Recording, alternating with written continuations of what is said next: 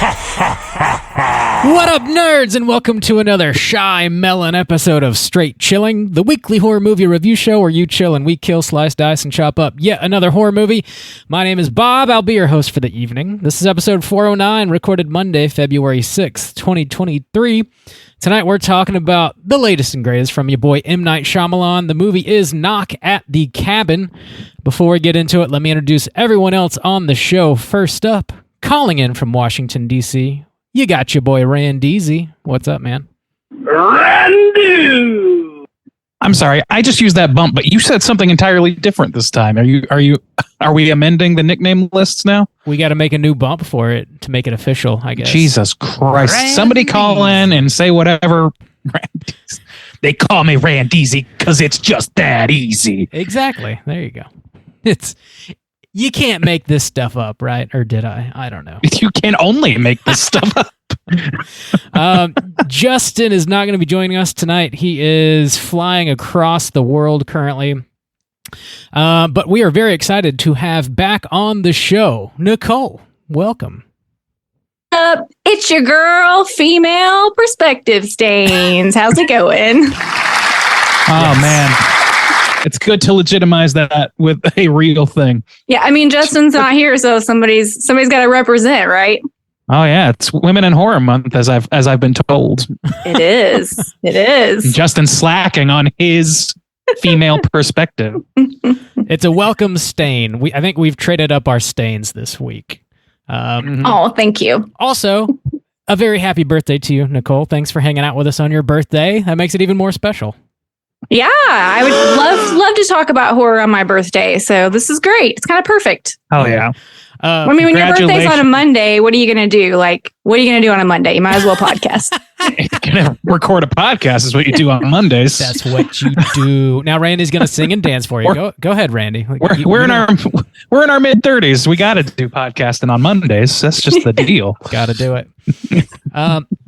Before we get into the main event, let's tackle a little bit of housekeeping real quick. We do have our March poll currently posted over on our Patreon website. If you support us at the $5 level or above, you get the chance to vote on a movie we're talking about this March. The theme for March is It's a Scream, baby! The movies to vote between are Scream 2, Scream 3, and Scream 4. I might have to go in and change. How those numbers looking? Thank you for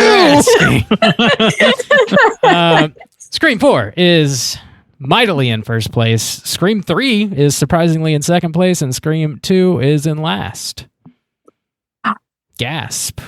Scream 4 is leading, is it? Yeah, Scream 4, yeah. Wow, that is surprising. By a lot.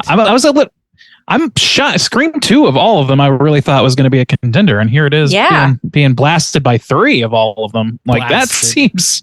It's being blasted. I mean, 3 would be like, I think, a fun conversation for sure. It's true. Mm-hmm. Yeah. I mean, maybe people are strategically voting for which ones are going to get us the most riled up. I don't know. Maybe, yeah. There's at least one person. Be prepared to be bedazzled. Keep trolling. We dropped a brand new mini cast last Friday on Patreon. If you support us at the $10 level or above, you get access to a bunch of Patreon exclusive episodes. Last Friday, I was talking about a movie called Sick. That is a new slasher set in the pandemic era, the COVID-19 era. So check that out if you want to hear my thoughts. That's kind of a... So that's a little bit of a twofer movie, actually. It's riding the COVID horror movie wave and the Airbnb horror movie wave. I think it's riding kind of doing it all. Your dad has a rich friend who lets you stay in his cabin wave. Oh, you know what? I misremembered. You're totally right. Yeah. You're totally right. Airbnb is what we're talking about today. Yes, accurate. Partially. Also, we got another minicast dropping on Friday, February 17th. And Randeezy, this is your minicast. You were talking about Megan or Mthregan.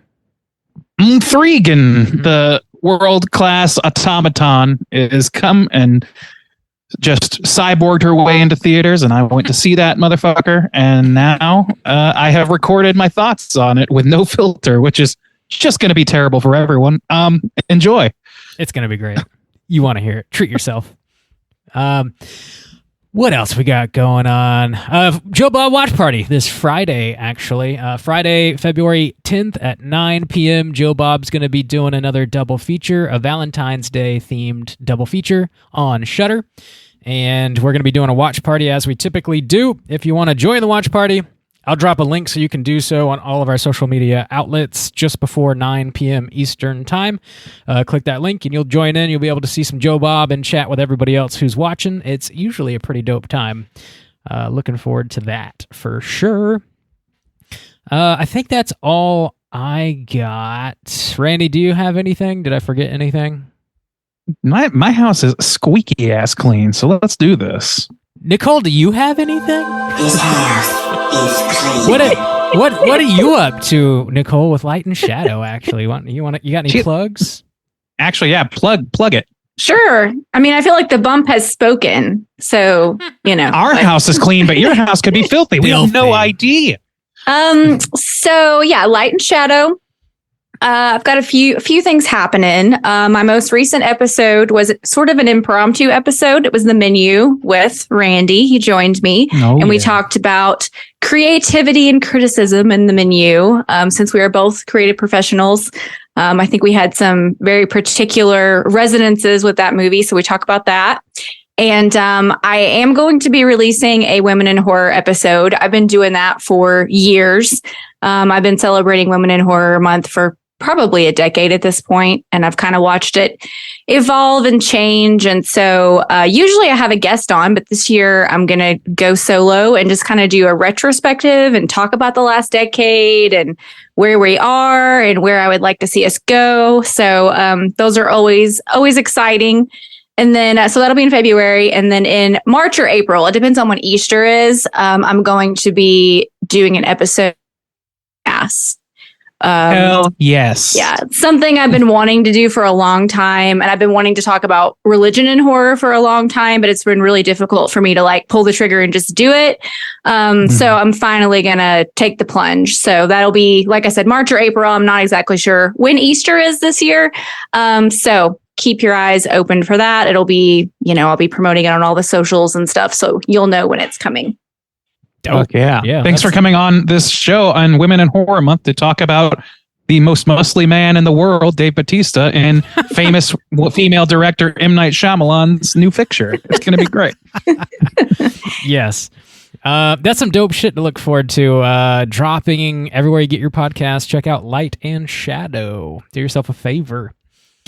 Let's go ahead and get into the main event. We're talking about Knock at the Cabin. We're kicking it off with the back of the box. What's on the back of the box?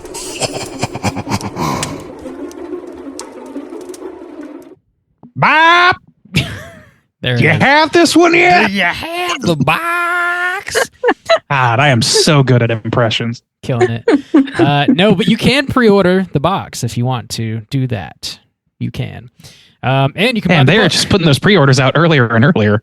Yeah, it's crazy. You can buy the book. Why don't you read the back of the book? The back. Oh, I don't have that either. Oh man, but yeah, not enough money after the blues. So I'm bankrupt up by blues. Nothing left for literature, Bob. They call me Literate Bob for a reason. This is Knock at the Cabin. This is based on a book written by Paul Tremblay called Cabin at the End of the World. Knock at the Cabin, directed by your boy M. Night Shyamalan with a runtime of 1 hour and 40 minutes. This is rated R. He also had some help on that screenplay there. A gentleman by the name of Steve Desmond and Michael Sherman both helped him out. Stars Dave Bautista, Jonathan Groff, Rupert Grint, Nikki Amuka Bird, Ben Aldridge, some other folks, Abby Quinn. Plot synopsis brought to you by IMDb is as follows. While vacationing, a girl and her parents are taken hostage by armed strangers who demand that the family make a choice to avert the apocalypse. Lady and gent, would you recommend people check this movie out? And also, if you've read the book, would you recommend people check the book out? Nicole, why don't you kick us off? I would say yes, I would recommend this. I think it's a good, just kind of entertaining watch. I think it's really accessible for people who are not horror fans. It fits in horror, but it also sort of rides that kind of like thriller line. So I do think this is accessible for a lot of people, but also as a horror, I did enjoy it. So yeah, I would recommend it. I don't think it's necessarily like a theater watch. I don't think you have to go to the theaters to see it, but yeah, it's worth checking out. Right on. Randy, what about you? I mean, yeah, I tend to pretty much wholly agree with that. It's definitely, this is more of a airplane watch in my mind. It's just, you know, a nice way to pass a couple hours. It's definitely in the mid to high tier for Shyamalan, which, you know, we know that's quite a range. It's a very light recommend for me. I don't think that like true blue, like to the core horror fans are going to get a ton out of it that they couldn't get somewhere else, but I think they'll have an okay time. You could do a lot worse, I guess. And I think like Nicole says, this is a nice, accessible sort of horror thriller sort of deal. Yeah, I'm pretty much on the same page with y'all. This is a streamer. I don't think you need to run out to the theater to watch it necessarily. Wait for it to hit, Hulu or Amazon or whatever. It's far from Shyamalan's worst, but I think it's far from his best as well. And we'll get into all the reasons why. So that sounds like a medium recommend, I guess, from the three of us. Yeah. Watch it if you want, I guess. We are going to spoil the shit out of this movie. So if that means something to you, consider yourself warned.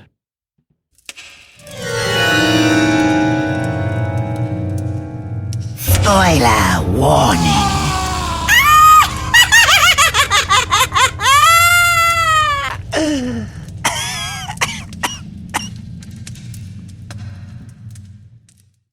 So I'm going to read the whole book. That's what I'm going to do. Is that cool? You guys got time? Sure.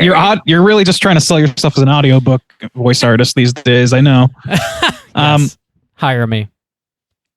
All right, man. Hit us with that synopsis. Here you go. 7-year-old Wynn is vacationing at a remote cabin with her adoptive fathers, Eric and Andrew. Wynn is catching grasshoppers and is approached by a strange man named Leonard, who explains he needs the help of her family to save the world. 3 other strangers show up with homemade weapons, which causes Wynn to run inside and warn her parents. The strangers break into the cabin and tie Eric and Andrew up. Eric suffers a concussion in the process. Leonard and his cohorts, Sabrina, Adrian, and Redmond, explain they've had visions of the world ending and that a series of horrible plagues will besiege the earth unless their family chooses and kills one of their own as a sacrifice. If they don't choose, everyone on earth will die but them, and they'll be doomed to walk the earth alone for eternity. The family refuses, and the groups conduct a ritual resulting in Redmond being decapitated. They then turn the news on and see a massive tsunami hit the Pacific Northwest. Andrew then realizes Redmond is the same person that assaulted him in a bar years ago and theorizes they've been targeted by this group because they're in a homosexual relationship. The family then is told they have until the following morning to offer a sacrifice. Morning comes and again they refuse. Adrian is then decapitated next, and when they turn on the news, a plague has spread across the globe that specifically kills children. Andrew manages to escape.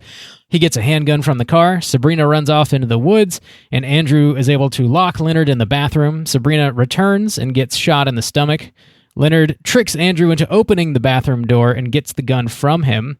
He then decapitates Sabrina and turns on the news yet again to see hundreds of airplanes mysteriously falling from the sky. Leonard then takes them outside, again asks for a sacrifice. They refuse yet again, and before he cuts his own throat, he says once he's gone, they'll still have a few minutes left to offer a sacrifice. Several lightning strikes hit trees, and large fires kick up. The sky starts to darken. Eric now believes everything is real, and that the 4 people are the 4 horsemen of the apocalypse. Eric offers himself as a sacrifice, and Andrew eventually shoots and kills him. Andrew and Wynn find a truck and drive to a nearby diner, where all the news stories confirm the plagues have subsided and the world has been saved. Then they get back in the truck, and Boogie Shoes by Casey and the Sunshine Band is playing on the radio. The same song they listened to on the trip to the cabin. Roll credits. Wow, that There you ending. I have heard a rumor, and it sounds like, Bob, you might know about this, that the book contains a significantly different ending. Yeah, is that it right? does, yeah. I'd be curious to hear what that is. Yeah, so I guess if you haven't read the book and you're worried about it being spoiled, I'm going to say what the ending in the book is, and it's definitely different. So fast forward like a minute or so if you care about that. So from what I understand, like the first 2 acts of the book are pretty much identical, but whenever Leonard gets out of the bathroom and they have a struggle over the gun, Wynn is accidentally shot and dies. And Oh, shit. they tie Leonard up, and Sabrina realizes that she's had enough of the whole situation after Wynn dies, and she wants to wash her hands of it. So she kills Leonard and then takes the 2 dads to the truck, gives them the gun, and says, like, you know, be on your way, do what you will. And then she kills herself. And so the dads are all alone. They got the truck, and I guess they decide that they don't want to save the world, and they just go on about their business and roam the world alone for eternity, I guess. And that's it. Aw, cute. So yeah, It's a real cute one. Yeah, that's a better ending. I I'm think gonna it's say that. better. Yeah, still not Yep. great, but I think it's definitely better. This ending really hit with a thud for me. I'm yeah. still not really clear. Like, the messaging in this movie seems way all over the place to me. Like, there's a lot of good about this movie. I don't want to like gloss that, because we can definitely get into like some good shit here. But it seems like they're aiming at some like LGBTQ issues and things, which I'm not like equipped to discern entirely necessarily. But it also just kind of just doesn't amount to much ultimately, and it really kind of, if I had to choose what the message was that I got at the end of this movie, it was, well, if somebody tells you to kill your family, you better do it, or everybody's gonna die. Like, Yeah, it's like I chose for my digital background here an old painting of The Binding of Isaac, where Abraham was told to kill his son in the Bible as a show of faith to God, and he attempts to, and then is stopped at the last moment by the whatever angel. And like, this movie doesn't even do the last thing in there. It's just like, you better fucking praise. Like, this is not really pro God, but it's also not very. It seems like it should be based on the ending. it feels like it's Doesn't trying to be, but it isn't really. I don't know. What do you think, Nicole? What do you think about it? I appreciated that it did end on kind of like a hopeful note, that like ultimately they decided, we've been through some stuff, but humanity's worth it. Like, we still believe humanity's worth it. So I kind of liked that, but ultimately I wanted it to be like nastier. I wanted it to be like a darker ending. And I went and looked up the book ending as well, just to kind of get the differences. And while I loved that little girl and I would have hated to see her die, the fact that in the book they choose to like, no, kind of like the end of Cabin in the Woods, where they're like, no, like, we're not gonna to sacrifice ourselves for this. Like, that would have been more uncomfortable, but I feel like it would have been like maybe a more powerful choice, and that I would have gone away thinking about the movie more. Because ultimately, I did find myself going back and forth, like, oh, this is going to be real. And then, no, it's not going to be real. Mm-hmm. So then in the end, when it's like, oh, no, it's just all real, it just felt kind of surface Real for me. straightforward. Like, oh, that's exactly what it is. Okay. Yeah. And, like, it's a Shyamalan movie. So like, there's a lot of like built-in expectation for twist or whatever. But like, I think he's done a good deal of like, getting people pulled away from that a little bit. Yeah. So I wonder if there's like some trepidation towards doing a swerve at the end now. I'm wondering if maybe that's part of the problem.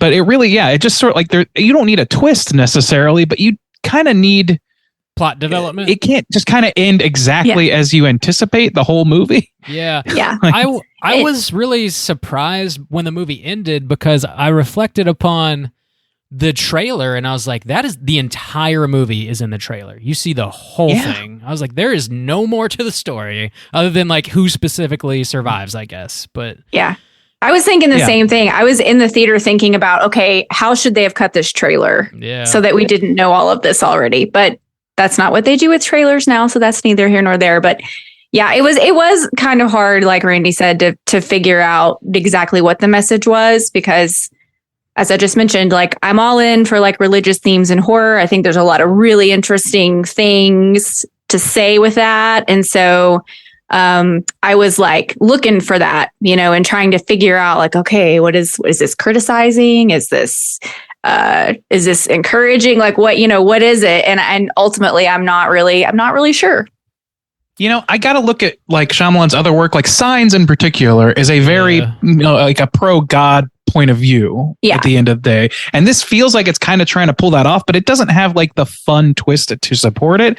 And instead just sort of feels like it lands in one of two things is going to happen, and one of them does happen. And it just doesn't feel like satisfying. Ultimately, it doesn't seem like you're saying, doesn't feel like it says anything. I will say that like the conversation that, Jonathan Groff and I forget the other actor's name, they have when they are making the decision to sacrifice Jonathan Groff. It's pretty well done for what it is. Like I can't complain about that. If they hadn't shown so much in the trailers, if I didn't really know what was going on, like I don't know, if there was just a little bit element surprise to that, I feel like could have been pretty powerful. But it really it was well performed, and I think decently written as a monologue or a dialogue, but otherwise it just kind of felt out of place ultimately. It felt really ham-fisted to me when that moment happened for a couple reasons. One being like, I think it's extremely obvious that these four random people are the four horsemen of the apocalypse, because there's four of them. They show up, they say, hey, the world's going to end, and then it does. Yeah. Like, it's pretty self-explanatory. So when they say that, it's kind of like, I don't know, man, just like trust your audience to get it. We don't need that explained. Don't trust them too much, because I needed it explained apparently. In addition to that, though, I thought it was strange because they're trying to figure out like why their family was chosen, and something that's said, I think at least a couple times, is like they were chosen because their love for each other was so pure. And I was like, but why would you be punished so horrifically for that? It's kind of confusing to me. I don't know. Well, actually, I thought in the beginning, it almost kind of felt like an Old Testament story, because there's not a lot of reason in these Old Testament stories for like why people are given certain responsibilities or why people are punished. It's not always because you're a bad person or you deserve it. A lot of it just is because it's like the will of God. Gotcha. And so I kind of thought maybe we were going down that road, and we were a little bit, because like at the end, when Eric is like, well, maybe this is what families have always done, and like our family was just chosen this time, and it's just our turn to sacrifice. So there's like a little bit of full circle, but just not quite. Yeah, and I mean, they could have said something like that, but it just really felt like they didn't know, or they just didn't want the ending to be too sad, and they wanted to lead on a hopeful note, despite the fact that like ultimately what this movie is saying, if you like take it at face value, I think, is that, oh yeah, people are worth it in the end. So if you've got the hot potato, you damn well better, chuck it. You better do what you're supposed to do with it. And that just seems like the wrong tack to take when what you're being asked to do is murder part of your family. Like I think it was Eric at one point, or no, it wasn't Eric, because that was Jonathan Groff, the other guy. Andrew. Andrew, thank you. Andrew at some point was like, they ask him again, like, are you going to make the sacrifice? And he's like, no, even if what you're saying is true, fuck a God that would do that, is more or less what he's saying. And that's interesting. Like, yeah, like more of that. Like, let's see where that goes. And they just don't. So that's my biggest complaint ultimately is all those things. I do think I'm sorry, go ahead. Oh, sorry. Like their dynamic was kind of interesting. There were some subtle things, like when they were at the orphanage and Andrew says to Eric, like, if you want to pray, it's fine. Mm-hmm. So like you get this idea that maybe Eric has a little bit of a faith background. And so he does seem a little bit more susceptible to the idea. And Andrew's is very much adamant, like, no, this is not real. So I liked that little bit of like complicated interplay that was happening. So yeah, I think if they had dug into that a little more, that would have made it more interesting. I totally agree. Their differences in faith, I think, would have, I don't know, jazzed the characters up a little bit more, because they do almost feel, the family unit almost feels a little too perfect. like they bicker a little bit, but it's almost like too squeaky clean, even though like one of them clearly is a believer, the other one isn't. But it's so pure. Yeah, I appreciate that, but it's just like it doesn't make for extremely interesting characters. They feel a little like one-dimensional, and as do the other 4 people that show up. Like they try to like give you their background, and like, you know, the one lady has a young son that she mentions and stuff. So you kind of get an idea of like who Dave Bautista is. He's like, he teaches football or baseball, I forget, softball. So like you kind of get an idea who they are, but like they're still like pretty damn one note. Like they're there for one reason, and that's kind of what they harp on. And it just it leaves the movie feeling a bit flat and like just too straightforward in general, I think, across the board. For me, Grint gets all of like 10 minutes on camera or something. Yeah, I was like, kind of bummed about that. Yeah. And you get an idea of what he does because you get sort of like a flashback of him. You get that, which the other characters don't really receive. So you do get a little bit of backstory on him, but it's not very thick. He was an abused kid who grew up in Boston and hated gay people and was very violent, and specifically was violent towards Andrew. And I mean, what does it all amount to ultimately is the thing that I kept coming back to. I was like, Rupert did a great job, by the way. I thought he did actually a pretty good regional Bostonian, or at least Massachusetts accent, New England accent of some kind. At least it sounded authentic to me, who obviously I don't know enough to even know the region to call it. Florida man. I don't know. I thought it was like, yeah, they felt a little underbaked, and maybe that was to service the runtime, which was tight enough for my liking. You know, it didn't feel like it super overstayed its welcome. It just felt very thin on the back end of things. But as like a mystery, I really enjoyed the oscillating, like Nicole, you described, between, are these people full of shit? Could Andrew be right? Because I really like, as soon as one of them said message boards, I was like, nope, these fuckers, this is bullshit. This is bullshit. And then Andrew was like, started harping on that. And I was like, oh, well, maybe not then. Because they wouldn't, if they were trying to sneak that in there, then that would be one thing. I was like, also interesting. Like, if you're going to change the ending, make it not real and a bunch of lunatics who met online. That seems prescient. That seems of the day. I mean, at least that gives you something that you can like bring some extra thought to. As it is, it's a conflicting message ultimately to me. How it all, I don't know. It just doesn't fit together that well for me ultimately. You know what I thought might happen? Whenever Eric sends Wynn off into her treehouse, and he's like, you know, go to your treehouse, and then like I'll come get you later, or whatever. He sends her away, and like Eric and Wynn are both starting to believe it closer to the end, and Andrew's still just adamant that like this is not real. So I thought maybe he sent her away because he and Wynn had like secretly decided that they were going to sacrifice Andrew in order to end it, and that and then after they sacrificed him, they were going to find out either A, this is not real at all and you've killed a member of your family, or B, it is real, but these people are not like benevolent. They're actually sent from like the devil instead of God. I thought and again, because it's Shyamalan and like I'm expecting some twist, like I kind of thought that's maybe where we were going. Yeah, that would have been more interesting, I think, for sure, than what we ended up getting. Honestly. And I think every ending that we floated is more interesting. Yeah. Damn shame. I don't think like I wasn't expecting like a huge twist, but I did expect some sort of like major development to happen in the third act, instead of just like what we've been told was going to happen and have been seeing happen pretty much the whole movie. And it's a little like repetitive, I guess. And it would have been a lot more interesting, I think, if they had been sort of lunatics and there was a lot of coincidences like happening in the news that just made them feel validated in their beliefs, or I don't know. Or if it was closed circuit or whatever. Yeah, anything more that you could say, I think, than what was said, which maybe nothing was said. I don't know. Love your family, and you might have to kill him someday.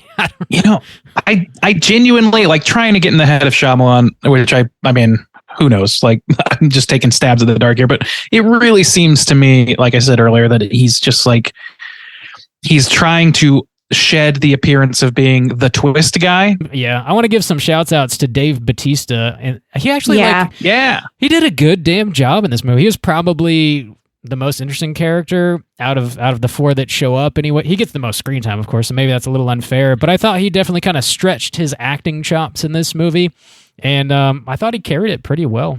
I'd like to see more of it. I totally agree. Yeah. He's left and right. Like honestly, I don't know, man. It's hard to sell the idea of like a middle school teacher, was it? Or a elementary school teacher? Yeah. Who's like built like a professional fucking wrestler whose scalp is muscly. Like that's insane thing to pull off as an actor, and he does it. Like he does it here, and like every movie I've seen him, and he's done quite well. In fact, all of the performances in this, I think, were pretty good for the most part. Yeah. He and Jonathan Groff, and the little girl, man, she knocked it out of the fucking park. Yeah, she was great. I mean, she was very endearing, and the two of them together, she and Leonard together at the beginning, I thought was really lovely, and that surprised me because even in the trailers, I was like, I feel like he's really miscast. Like he just looks out of place with this group. I don't really know about this. So whenever he pulled it off and was like so sweet and like amiable and somebody that you can believe that a little girl would talk to, I was proven wrong, and I was really impressed. Mm-hmm. I thought that little relationship at the beginning just really kind of set the tone for the whole thing.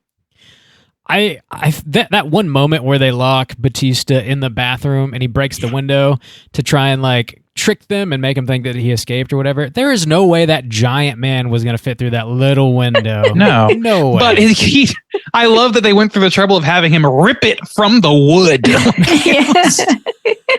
It's fucking insane.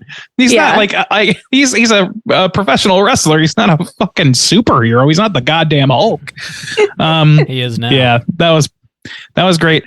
One thing that bothered me about this, and I feel like because it was just like it felt kind of like a cheap move in my opinion, was the Boogie Shoes song. I thought that having it at the beginning was fine, like as a tone setter, but to then call it back, it is so tonally so much tonal whiplash when you hear that song. To me, it doesn't like land the way that it's supposed to. It doesn't have like I feel like he was trying to do something that like fucking Jordan Peele would do or something.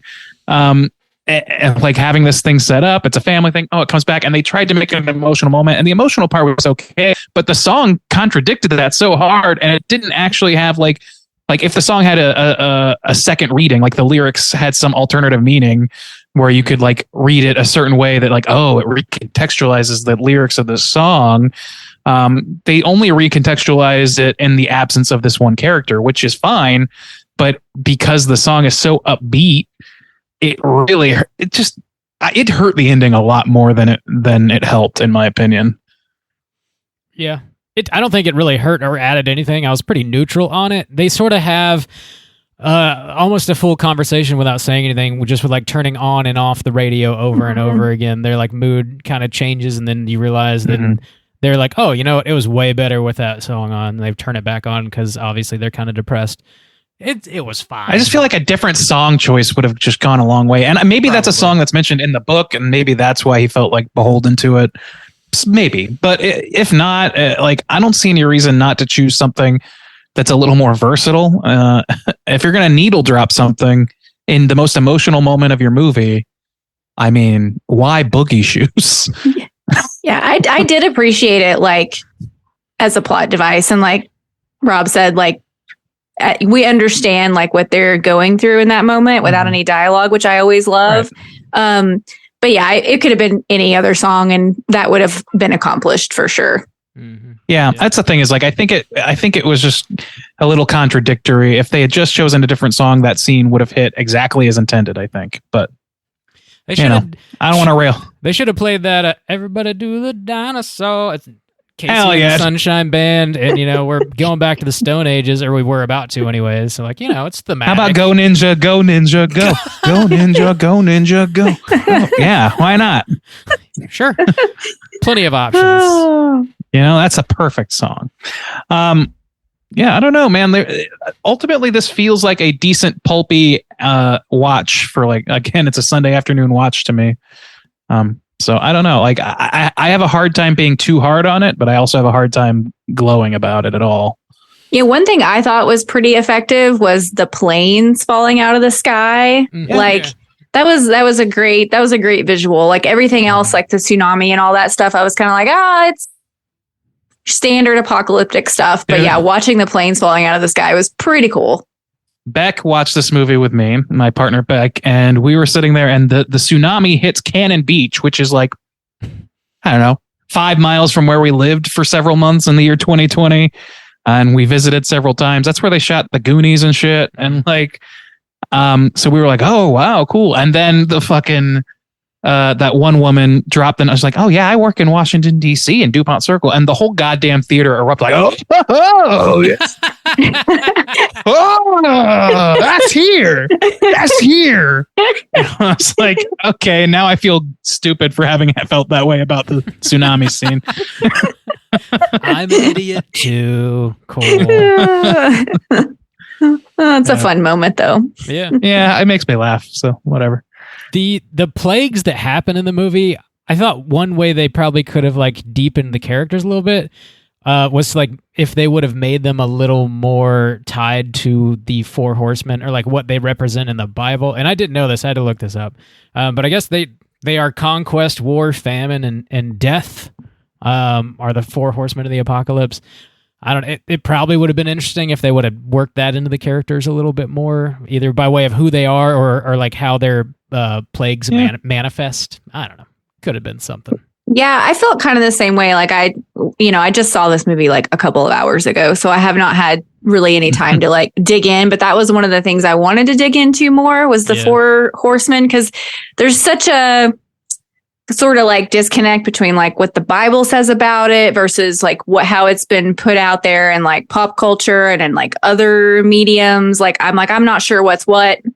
So it would be kind of interesting to look into some of that and see like, does it line up at all? Like, is there any further symbolism or is it just, face value? But I would like that idea if they were a little more connected. Yeah, I like the broad strokes. It doesn't seem like there's a whole lot, but there's probably. I mean, it's very possible that there's some symbology at play there that we're just not like hyper on point for. But yeah, to me, like the four horsemen thing, like I didn't really realize it, and when I realized, I was like, oh, okay. And it was just like it really didn't impact anything for me. I was just like, it really doesn't really change anything in my mind. It's like, okay, so it's just more confirmation that this is what it appears to be.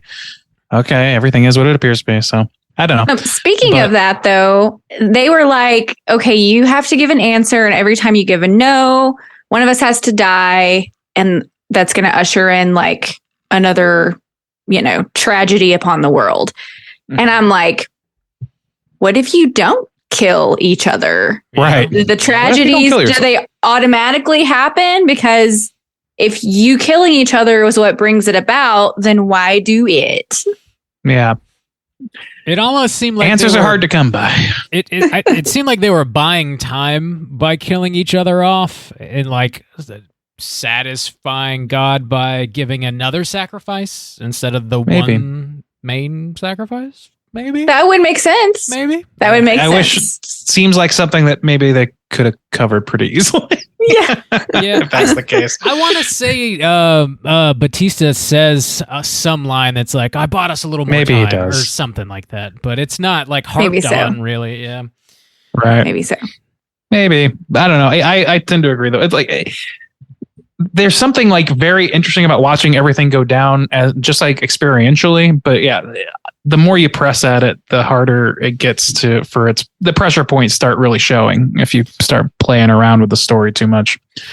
I think I did appreciate too that. Oh, sorry, Bob. No, I appreciated that they did just like get right into the story though. Like there wasn't a lot of like messing around. I liked that it was like, here we are and like we're in it. And then, we got the way they cut in moments of Eric and Andrew and the family, like with the main story, I thought that was nice, as opposed to like having backstory of the family and then getting to the cabin. I was like, okay, we're off to the races. I liked that pacing. That was preferable. I'm not. Yeah, that I did. I'm glad that they did it that way as well. I just those scenes seemed like a little non sequitur for me in the moment too.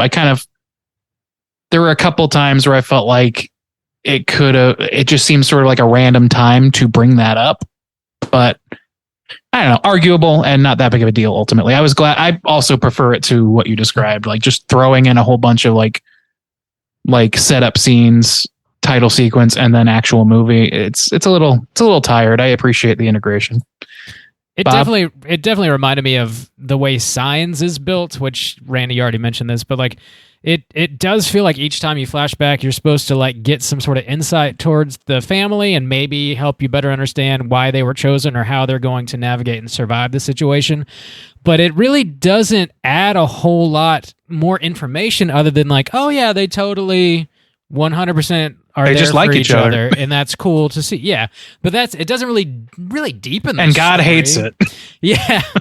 It's just it rings a little hollow. Whereas whenever we get the big flashback at the end of Signs, it recontextualizes the entire movie, and it adds a lot of depth to the entire movie. I don't know. I think this story, this idea is really cool. Like having the four horsemen of the apocalypse show up at your door and just knock and say like, y'all got to kill each other. It's like a really great way to start a story, but it feels like that's almost as far as they kind of got with it. And they're like, I don't know, that's enough. There's not a whole lot more meat on the bone, really. Not much to chew on, I don't think, unless I missed it. I don't know where. Sorry, go ahead. I listened to an interview with Paul Tremblay, the author of the book. I have not read any of his books, but I want to. And he said that the concept came to him because he was thinking about like a home invasion. And, home invasion is there's lots of different great home invasion movies, but the story's always kind of the same. They show up and they want to kill you. And he said one day the thought came to him, what if people showed up at your house and started killing each other? Yeah.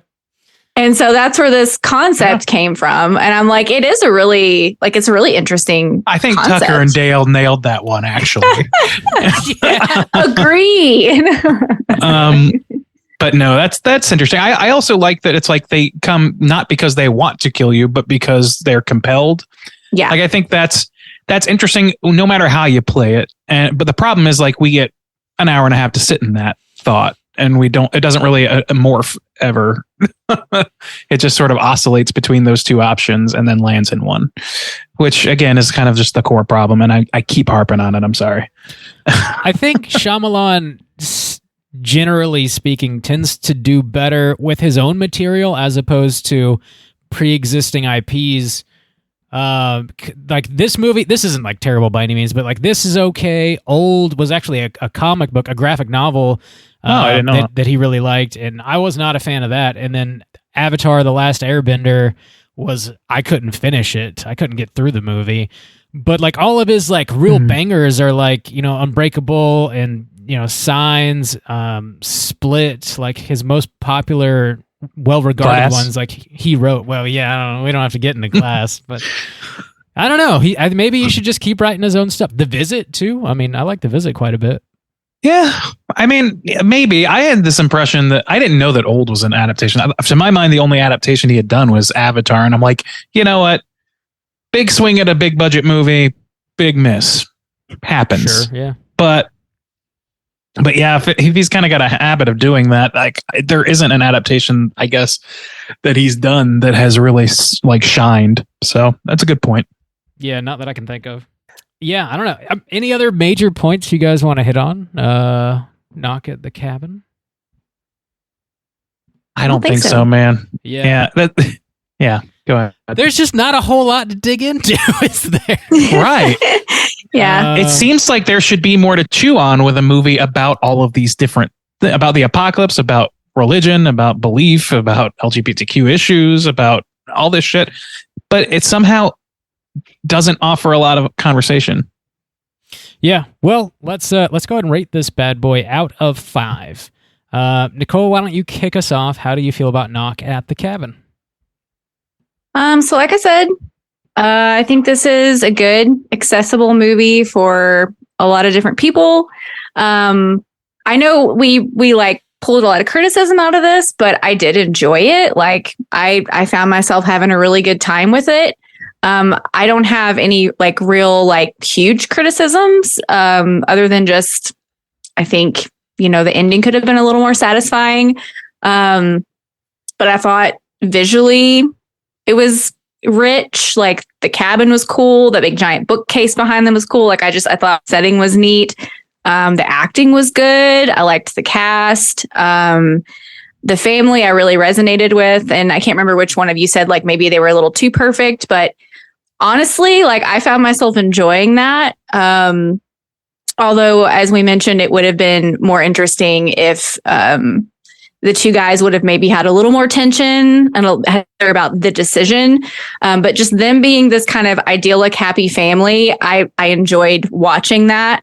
And their daughter, like I said, she was so sweet and so just fun to watch. It'll be interesting to see what else she does in her career. So I think I'm going to land on a 3.5. All right. 3.5 from Nicole. Randy, what about you? Yeah, I mean, I tend to agree. Like, I know I keep circling around the negatives. That's just kind of the way my brain works. But setting aside what I've already talked about in the negatives, I agree. Like, the acting in this is good. The cinematography in this is good for the most part. Some of the news reporting comes off a little cheesy. I think that Shyamalan did way too long of a cameo in this movie. Like everyone in the theater is like, oh, that's him. I could hear the loud assholes 3 spots down be like, oh yeah, like doing that shit for like 10 goddamn minutes of him sitting there selling slap chops or whatever.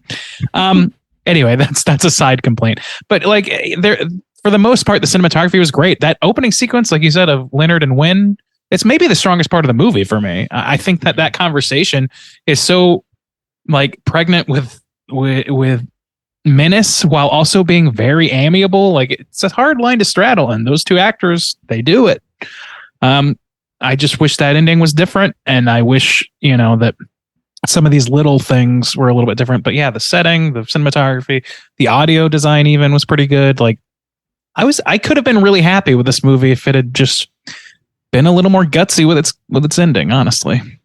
So I didn't give a number. I'm going to give I think I'm going to give it 3 flat. All right. A 3 even from Randy. I'm not too far off from y'all. One thing we didn't mention, and I'm surprised because I'm talking to 2 graphic designers here, that opening credit font was pretty cool. I liked it. I liked it, yeah. I generally think the idea for the story is super interesting. I did not have a bad time watching it. I was generally pretty entertained with it, but I felt like I was watching a movie the whole time. Like I couldn't just like sort of fall into the story. I don't know. Maybe it's just because like the plot was just a little too shallow. Like after you get the setting, the first act, you kind of know what's going on. You kind of know who the people are. And then it just kind of like trods along and doesn't really get a whole heck of a lot deeper than that moment. And I just sort of like, it kept me out of the movie a little bit. I was like waiting for it to really get rolling, and then it kind of ended. And I was like, oh, that's it. That's just it. That's fine. Definitely didn't need a twist ending, but probably could have used a little bit of that Shyamalan magic sprinkled on the end there. Some of that Shyamalan fairy dust probably could have helped out some here. That fairy dust, it cuts both ways, though. It can. It definitely can. The news stories, I felt like they updated too quickly. Like they would cut somebody's head off, turn the TV on, and the news story's already there. And it's like, the news travels fast, but I don't know if it's that. But it takes time for a cameraman to get somewhere. Yeah. Like, it takes time. Yeah, I totally agree. That's a great call out. Yeah. And that supported it maybe being fake. That's also, true. Exactly. Yeah. Which would have been more interesting. Mm-hmm. Yeah. I don't fully understand what the point of the sacrifice is, why this family, which we've covered for sure. Generally, though, solid performances and a pretty palatable movie, generally speaking. So I'm going to come in a little lower than y'all, but still down the middle with a 2.5, and that's going to put our aggregate at a 3 even. So let's go ahead and jump into our Rotten Tomatoes segment and see what the critics and users think about Knock at the Cabin. Certified. All right, ladies and gentlemen, this is the Rotten Tomatoes segment of the show in which I'm going to give these two folks the chance to guess within the best of their abilities what the aggregate positive score is for Knock at the Cabin on RottenTomatoes.com. We're going to start as we usually do with the critics, and there are 235 reviews counted here, so no small sample here. It's a pretty reasonable size for critics. I'm going to start with our guest, Nicole. Nicole, what do you think the aggregate positive score was on Rotten Tomatoes? 235. This is tough. I'm gonna say, so, you know what? Give me the straight chillin' special. Give me a 69. Oh, 69 dudes for your birthday. All right.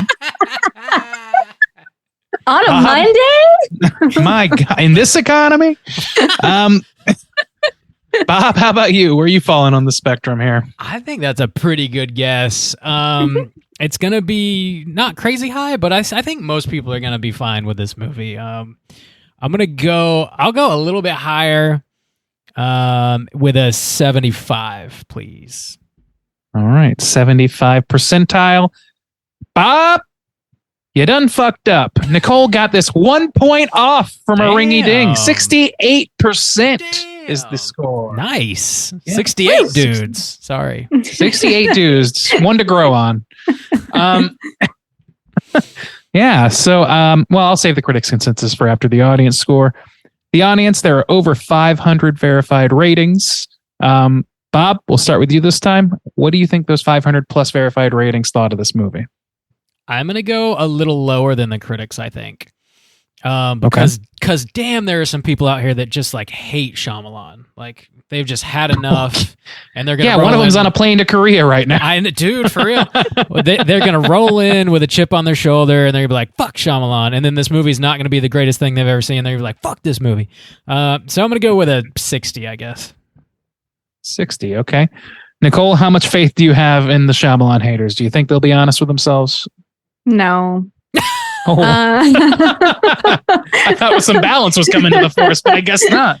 No, I have zero faith in critical horror fans for sure. I'm gonna say, what'd you say, Bob?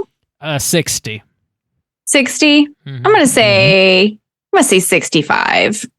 65. Bob, I hope you're impressed because Nicole is one off again. Holy 64%. Damn. Nintendo 64%. 64 dudes. That's a hell yeet skeet sweep sweep. I know. I would say hail yeet, but I prefer hell skeet, so I'm in a kind of a hard place here. So yeah. Hell yes. Yeah. Hell yes. Yeah. Well, congratulations. The critics' consensus reads as follows. Although it's often less than scary and parts of the story don't bear scrutiny, Knock at the Cabin is a thought-provoking chiller and an upper tier Shyamalan. Mid. I think it's mid Shyamalan for me. And I also think thought-provoking, I guess. If it was really thought-provoking, I feel like we could have squeezed more conversation out of it, though. Probably. Unless we all just missed everything, which I don't know. It's very possible. Yeah, maybe someone in the LGBTQ community would have more to say about that aspect of it and could bring some thought to that. But I do not feel confident in my own ability to read that particular lens. So call in and let us know what you thought about this, LGBTQ listeners. We're going to read some negative reviews. They tend to be funnier. Let's find out if that holds scrutiny. Knock at the Cabin is not the thriller you're expecting, for better or worse. Well, that's not funny. God damn it. It's funny now. Your utter disappointment is hilarious. I'm very disappointed. Here's another one. Let's try our luck again. What this setup offers is both novel representation and uncommon punishment for its queer characters. Okay. That's a negative review. Not particularly negative statement. I don't know. I guess it kind of is. It's not funny though. It's not funny. Guys, bring your funny, rotten quotes to Rotten Tomatoes. The funny ones, please. Entertain Be us. cruel. We need bad grammar. Come on. Yes. We have to fill space. This episode is just thin because Shyamalan did us dirty on the stuff to chew on front. So dirty. All right. Filthy. One last, and if it's not funny, that's just where we live. Although some of the movie's changes were inevitable and the book is hardly some sacrosanct masterwork, the disruption of the story's final act makes the movie feel incoherent at best. Well, that's just accurate. God damn it. Yep. Do worse, people. Why are you going to go and be like accurate with your reviews? People dude? are being Come on. fair. What are you going to do? I hate it. Show's over, man. Show's over. There you go. I do have a little bit of trivia. Not a ton, but we can get into that real quick. It's totally time for trivia. Alrighty then. So this movie was actually shot on 35 millimeter, which I couldn't really tell. I didn't think that. But the cinematographer, Jaron Blaschke, I think is how you say that last name, used a bunch of lenses that were very popular in the 1990s to give the movie a very classic 90s thriller aesthetic, which I didn't really get that. Did you guys pick that up at all? Oh. No. Yeah. Good idea, but I don't know if it really came through in the end for me. But I don't know. I guess I could see a movie like this that looks like this from the 90s, but I don't think that there's been. I don't know. I'm not learned enough in the ways of cinematography to really know how much things have changed or how much that. Like, I just don't see it. I can't really see what the difference would be. It seems like it's like, oh man, the graphics are so much better on the PS5 than the PS4. No, they're not. Nah, they're about the same. They're pretty close. Yeah. My 1080p TV is not as good as my 4K TV. Is it? It's pretty close. It's pretty dude. close. 4K is a different game. That was a game changer for me, anyways. All right. Well, recommend my eyes are going. I guess I don't know.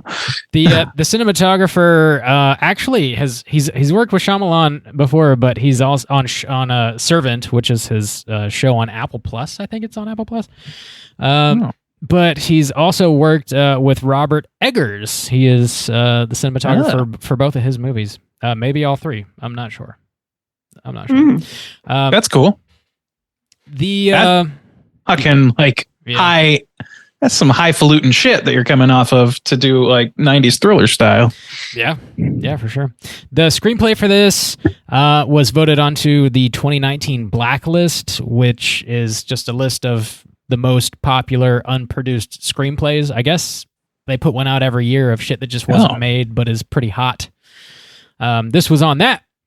And the last bit I have here was Shyamalan said this script was the fastest he had ever written in his career, which maybe should have sat with it a little longer. Maybe. Yeah. Well, he had two other people in the writer's room with him. He did, yeah. So, I mean, did they just cut it into acts? I don't know. You take one, I'll take one, you take the other, and they'll all be basically the same. Yeah. The movie. Yeah, brilliant. That's all the trivia I have. Usually for newer movies, there's not a shitload of trivia yet, but I'm sure it'll be trickling out. Should we talk Cooter of the Week? Straight chillin'. Cooter of the Week.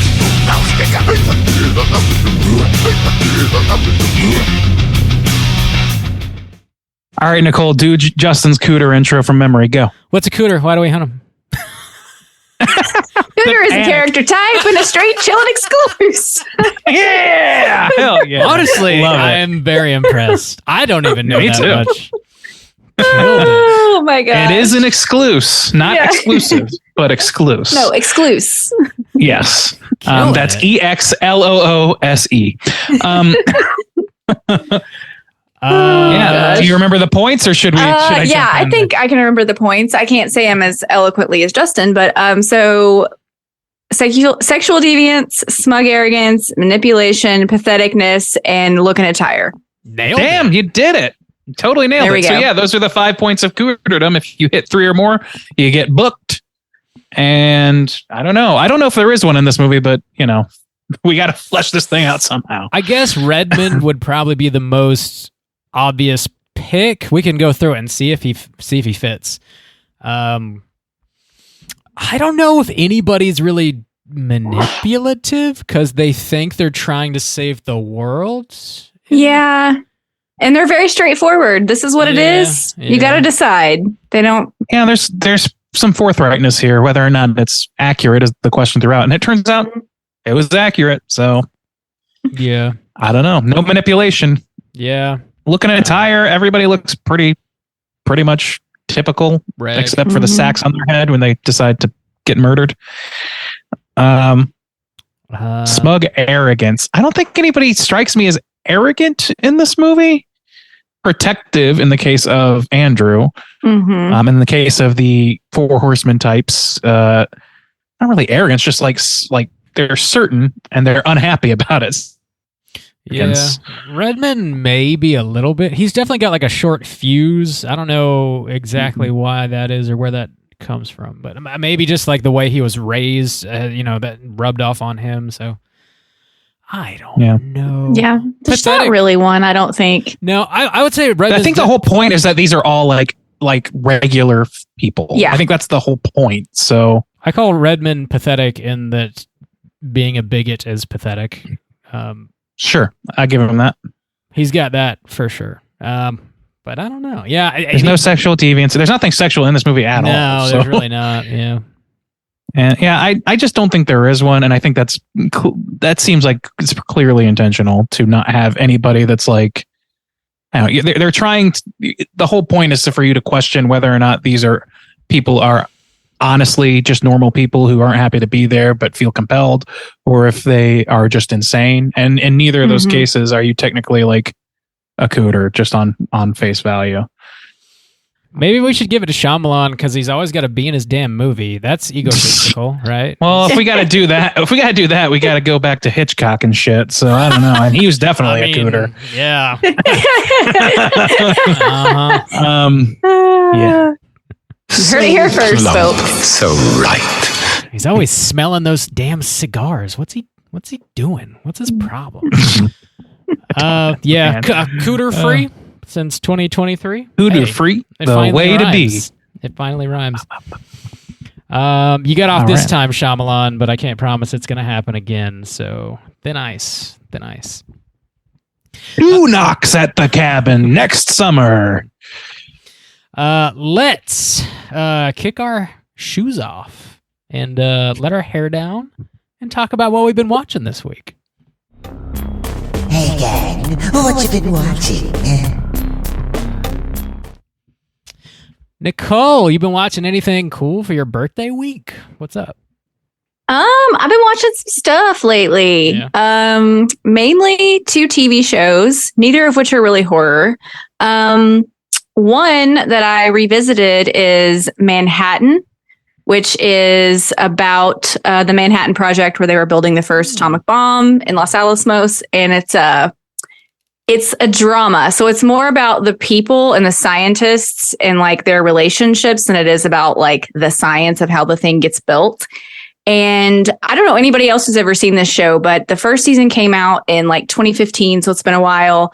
But I never got to watch the second season. And so we decided to revisit it and watch the second season for a few reasons. One, because Oppenheimer is coming out this summer, which is Christopher Nolan's new movie. And it looks, I'm sure it'll be a spectacle.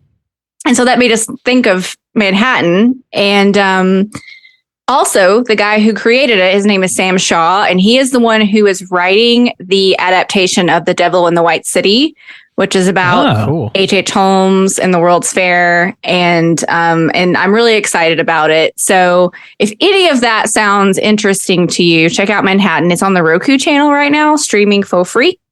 So, if you like Mad Men, that kind of like drama, then the cast is great. The acting's great. A bunch of people I've never seen in anything else. I don't know where they found these people, but they're fantastic. And Manhattan. Writing is great. So maybe. So that, and then I also started watching Twin Peaks, The Return. Hey. Yeah, so I went and saw Skinamarink and started Twin Peaks, The Return in the same week. Oh my God. Yeah, it's been a How are you surreal walking? new year. Yeah, it's been very trippy around here. And I'm just along for the journey in that show. I mean, That's the way to be. yeah, I can't say I love it or hate it. I'm just on the journey. So How that's been many kind of fun. episodes have you seen? I just finished up episode 10 a couple days ago. So I'm like a So little you- more than halfway through. So you have hit the infamous episode 8 already. Yes. Any particular feelings towards that? Just curious. I mean, I don't 100% understand it, but it was beautiful to look at. I'll bet. And Nine Inch Nails was in the beginning of it, which was wholly unexpected. Because when this show first came out, like I was really interested in it, but I just never got around to watching it. So I never heard anything about it, never read anything about it, didn't really want to. So after I watched that episode, I read a little bit about it and I was like, oh, apparently this episode's a big deal. So, I mean, I enjoyed it. I thought it was cool. Awesome. It's crazy. Now, I remember I watched that with Kathy from HR, aka the old Bish Cesar. And we just kind of had to talk for several hours afterwards and figure out our lives again. I mean, I loved how it was more horror, I think, than his stuff usually is, which was cool. It was very creepy. So I think that's like that episode of television for my money is like one of the best episodes of television of all time. But I know that's what I was reading. I was like, oh my gosh, like people are loving this. So yeah. But it is not for everyone, and it takes an open mind. Yeah. But also, I mean, it also like oddly fits though. Like I didn't feel like, oh, what does this have to do with anything? Like it, as much as you can figure out how anything fits into Twin Peaks, it fit that much, you know? It hits a certain way. Yeah. Sorry, I've been interrupted with a Twin Peaks interlude. Please That's continue. okay. I knew if I brought up Twin Peaks in your presence that was probably going to happen. Oh yeah, off to the races. Yeah. I came in forewarned, but other than that, I also I've been watching a couple documentaries. So last night I watched Pennywise, the story of it. And it's really good, which I love all things it. I always will. That I just love that story. I love the book. I'm into both film versions. And so I knew they'd been working on this documentary for a few years, and I was really happy to see that it finally came out. And it's like an hour and a half long. So it's not like super long and drawn out or anything, but I mean, I loved every minute of it. And I've never really heard Tim Curry talk, and he's in this documentary.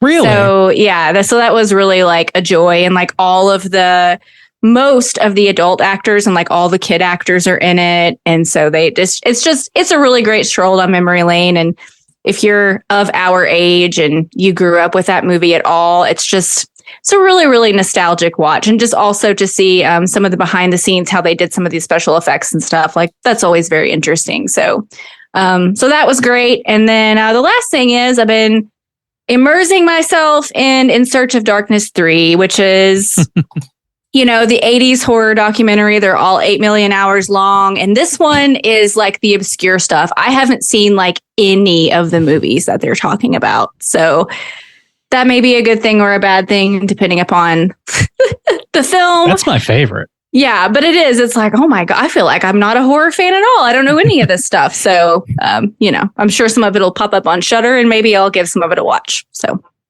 hell yeah. Good call. Solid. That's it for me. Randeezy, what you been watching? A few things. I was properly shamed last week when people were talking about watching All Quiet on the Western Front and going to Sundance and shit, and I had only watched Royal Rumble for WWE. So I aimed to correct that somewhat this week. I finally got around to finishing White Lotus season 2. It is excellent. Nice. It's a very fucking good show, and it really rounds out the rich people at resorts and on boats aesthetic that really was the year 2022. I'm not going to be able to add a whole lot that people haven't already said about that. I watched the first episode of Junji Ito's Maniac on Netflix, the animated series. And it's not what I expected. I'm not entirely clear if they are adaptations of his short stories or not. I think that they are.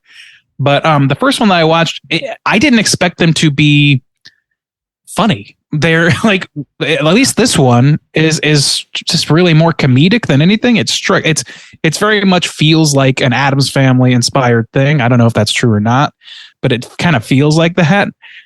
Just like gallows humor, done Ito style. So I enjoyed it. I'll probably watch maybe at least one more. I'm not sure that I'll watch it all the way through, but it seems like the kind of thing that you could probably watch with your kids. It seems like that sort of thing where it's dark, but it's kind of humorous and it's not so grotesque as to be unpalatable to a kid.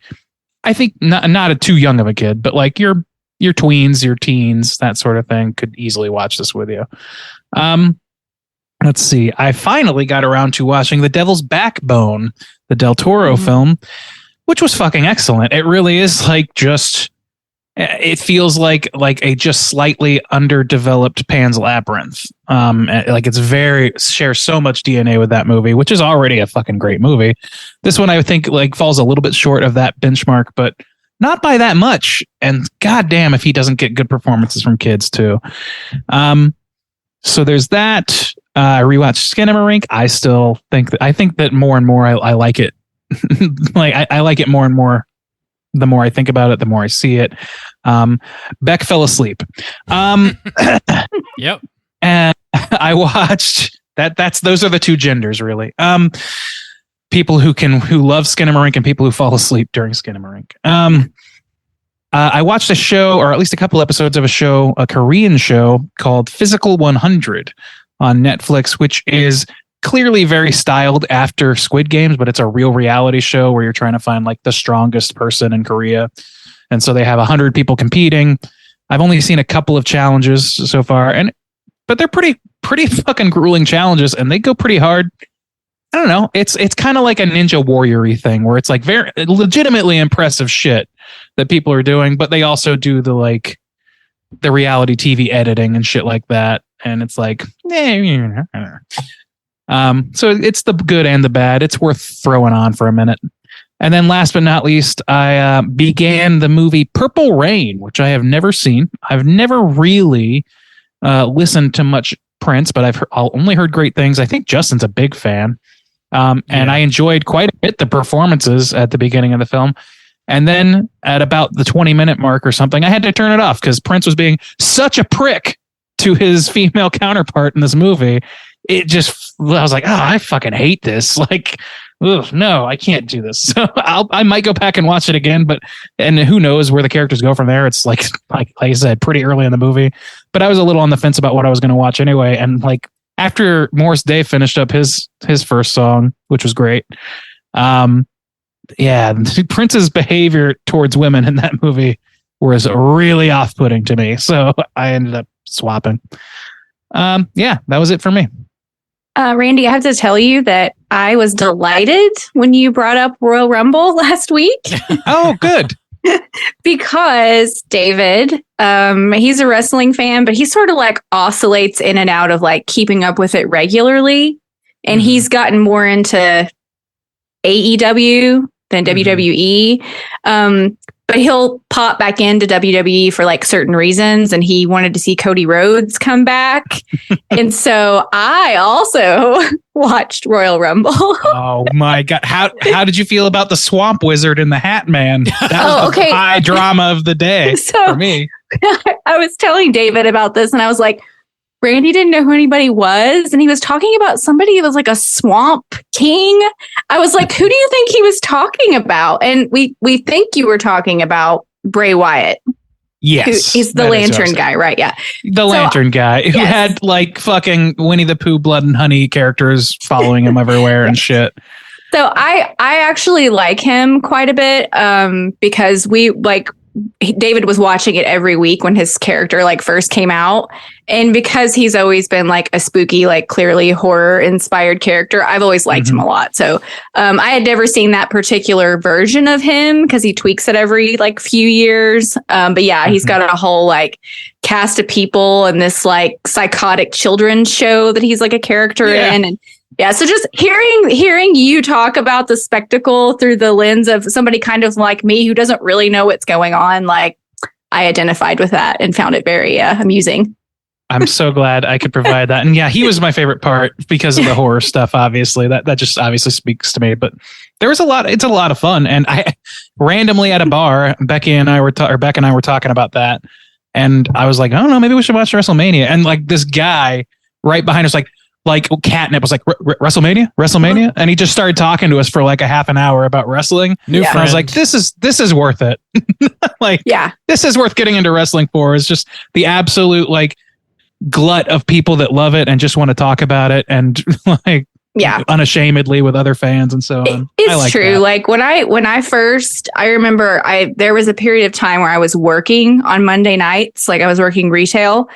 And there came a time when I was done working retail on Monday nights. And the first Monday night that I was home, David was like, so I have to tell you something.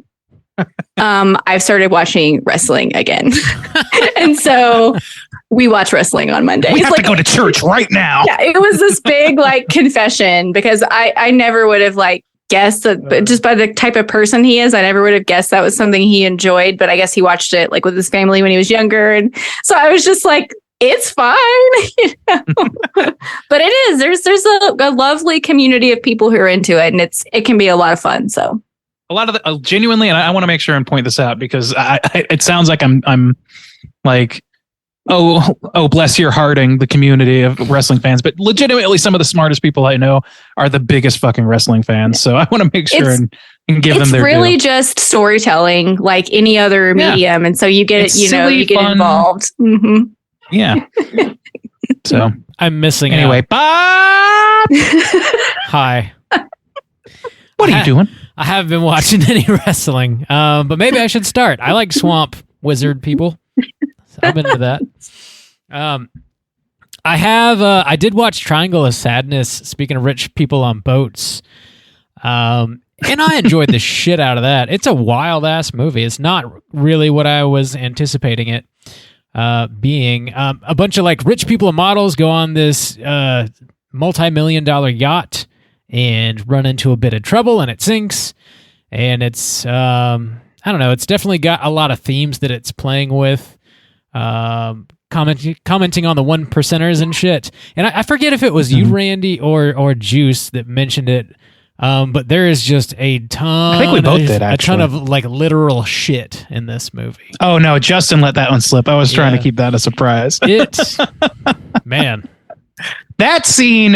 That's intense.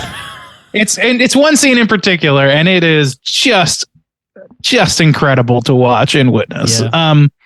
Very funny. It really does characterize the whole movie. Yeah, I enjoyed it quite a bit. Recommend checking it out. I think it's going to get a Criterion release here shortly as well. That would make sense. Really? This quickly? Yeah. I thought you were just estimating that one day it would. No, like in the next couple months, I think. Like it's been announced. I forget when, but it's happening. I didn't know they did movies that quickly after release. That's interesting. Sometimes they do. Yeah. Also, I've been watching. I have completed In Search of Darkness Part 3. It took several sittings, like just throwing it on. I would just kind of like have it on in the background as I'm like making dinner, doing whatever around the house and stuff. And you can listen in. There's one section like in the middle where they start talking about like Chinese horror movies from the 80s, and I just like never heard of any of those. I guess most of them are probably pretty difficult to find, but I'd never heard of any of that, and I was definitely like, that piqued my interest. I was like, I need to watch way more Chinese horror because this is some wild shit on the screen right now. That was really interesting to me. But it is definitively the last In Search of Darkness for the 80s, and I guess the next one they're getting into the 90s, which I'm down with that. That sounds cool. Real light investments, and you might pick up a few titles that you've never seen as you're watching it, so it's pretty cool. A lot of Corey Taylor in that one too. Oh yeah, he's all up in it for sure, and a little bit of Chris Jericho. Yeah, Chris Jericho too. Yeah, which I'm down for that. I'm watching this show called Fast Foodies that is on HBO Max.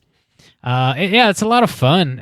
It's a really simple premise. It's basically these three renowned chefs that have won other cooking TV shows that I can't tell you what they are. They're sort of like pitted against one another in this competition, and each episode they have a celebrity come on, and the celebrity brings with them their favorite fast food item, whether it's like something from McDonald's or a Domino's pizza or whatever it is, Taco Bell. And then the three chefs have to first recreate that item in their kitchen as closely as possible, and then the celebrity votes which one did the best, and then the second round they have to do their own chef type spin on that item, and then they vote on whichever one tastes the best. Interesting. So it's a competitive version of the Claire Saffitz show that is no more on YouTube. I don't know if you guys what's it called, Gourmet Mix. There was a show, I don't know it, defunct now, where this woman Claire Saffitz worked for whoever was a contractor for Bon Appetit magazine, and would like make Sour Patch Kids or something from scratch and try and perfect them over, and then make a gourmet version of them. Oh yeah, well, it sounds like it's pretty close. Sounds like exactly that, but competitive, which is interesting. Yeah, and it's real light, and they joke around, and sometimes they'll have like comedians on it, like Joel McHale's on there, and it's pretty fun. It's real like low investment, and I really like seeing like their riffs on fast food stuff. It's some wild shit. Yeah. I think there's only 2 seasons on there, but I definitely recommend that if you're into cooking shows, Fast Foodies. The last thing I'll mention is I watched this documentary that Mikey picked up.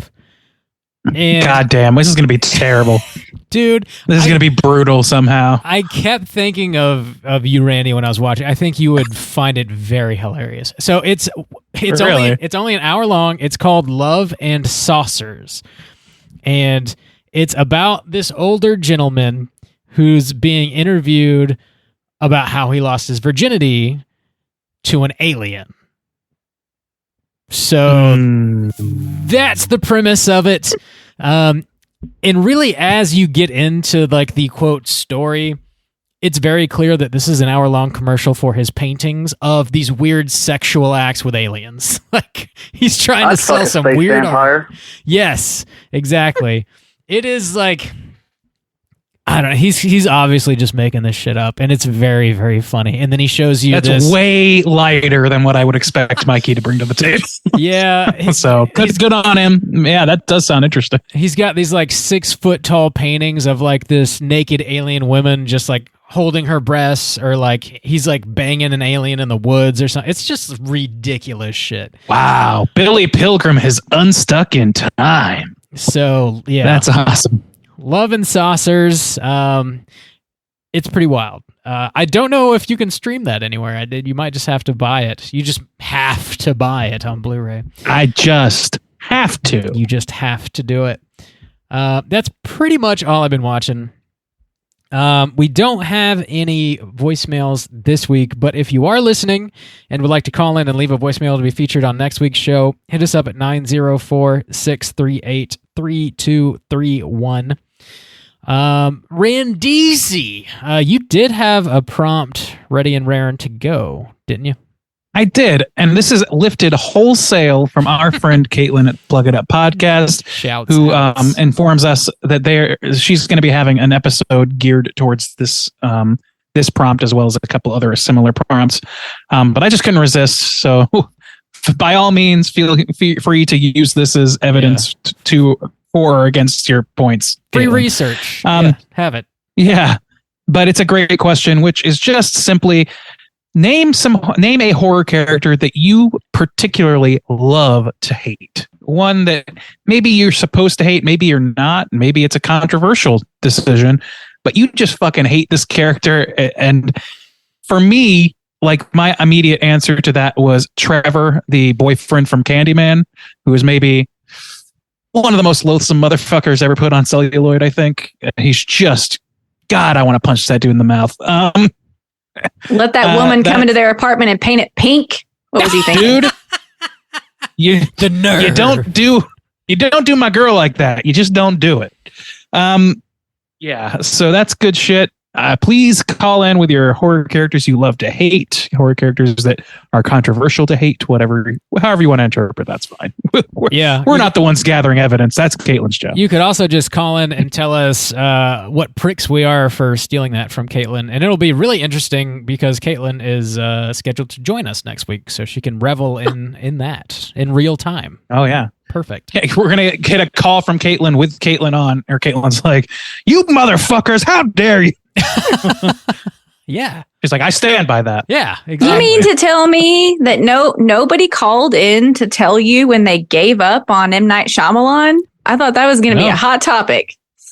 Apparently not. Yeah. There's a lot. I think maybe never this gave Shyamalan up. hate train has dulled its edges. I don't know. I haven't, even with old, people seem to hate that. I didn't see it, but people certainly seem to hate that, but they didn't like shit their fucking pants about it like they did with Avatar or a few other I movies. shit my pants about it a little bit. I thought it was terrible. To be honest. All right.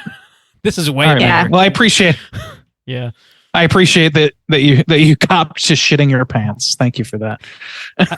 I'm guilty. I did it. I made it happen.